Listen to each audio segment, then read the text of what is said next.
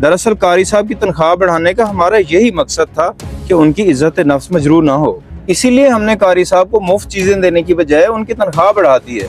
अब वो माशाल्लाह अपनी खुददारी वाली जिंदगी गुजार रहे हैं। और हाँ, जहाँ तक बात है आपकी मदद की, आप ऐसा करें, हमारी मस्जिद की कमेटी से मिल लें।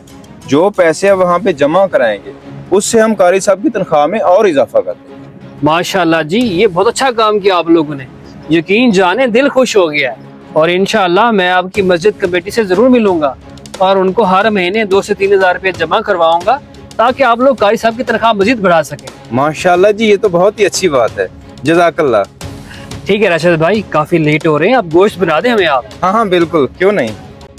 दोस्तों, बढ़ती हुई महंगाई के साथ साथ हमारी मसाजिद के कारी साहबान की तनख्वाह में भी इजाफा करते रहा करें। इस पैगाम को सदका जारिया समझते हुए अपने दोस्तों के साथ शेयर करना मत भूलिए। हमारे पेज